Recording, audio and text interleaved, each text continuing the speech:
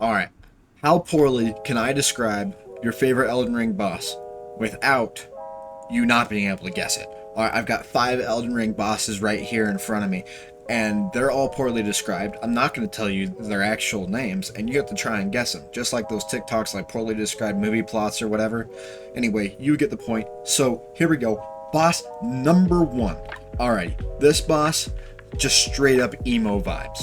Alright, is broken as well. And I mean that probably emotionally and as a fight, it is ridiculous. Okay, like this this kahuna is straight broken and annoying. It's an oversized glutton. I don't, it looks like it should be on my 600-pound life or my 6,000-pound life. I don't really know. That's pushing it, and I feel bad for that poor pet of his. This poor little horse. That thing has got so much arthritis going on. I feel like you probably understand who I'm talking about right about now. Anyway, we have our second boss. We similar emo vibes kind of going on. It lives kind of in a sad, dark hideaway that you would imagine like a teenager going into their basement and hiding and listening to heavy metal and crying. Like, that's kind of the vibes that this boss gives off. It's like overly emotional when anybody approaches it ever. Like, you're in my space, you have to die. So I'm gonna kind of leave it with that there. A little open. I bet you somebody can get it though. Third boss. This kind of gives me the vibes of like a poorly drawn Monster Inc. character. Like, if you were to tell little Timmy, who's blind and colorblind. So I don't know how that would work. That just kind of came out of my mouth. If little Timmy is blind and colorblind, you have to draw a Monsters Inc. character with split personality disorder, and all of them are spicy and hot, and all the personalities have their own face to go with it. This is what you get. This boss is the poorly drawn, blind kids, colorblind, Masters Inc.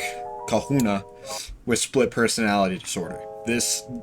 Yeah, like, you should probably understand what I'm getting at here. I hope, anyway.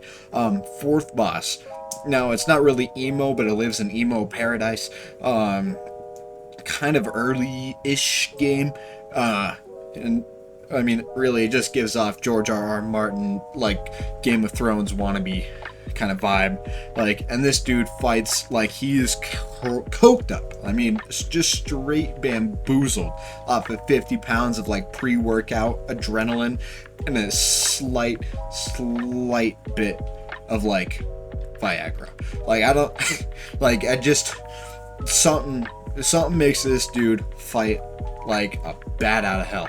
Like, he is all over the place and is super fast and dumb and weird, and again, George R.R. Martin, Lord of the Rings wannabe.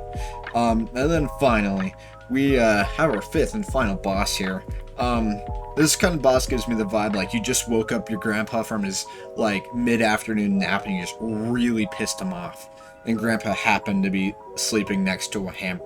And grandpa thought he was Thor, except he's not at all. And then, yeah, so you woke up this old dude from his nap and he has a hammer. And then you finally get past him. Well, you can, but you get past him. And believe it or not, there's another one later.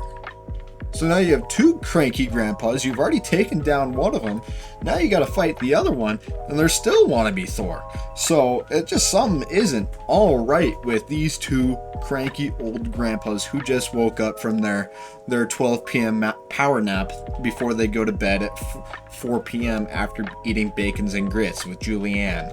Because that's what I would imagine this dude's wife's name is. Or Karen. Actually, yeah, this dude's wife is a Karen. 100%. That kind of describes 2 bosses there. Because, again, one early, one later. You let me know in the comments. Anyway, I just rambled off 5 bosses without actually telling you any of their names. But they were poorly described to the point where hopefully you can understand what the hell I was trying to get at. Anyway, thank you for watching. I love you guys. Remember, you are loved. Stay safe out there. I appreciate each and every one of you guys watching. Again, love you. Love you so much. Thank you for watching. I will see you in the next one.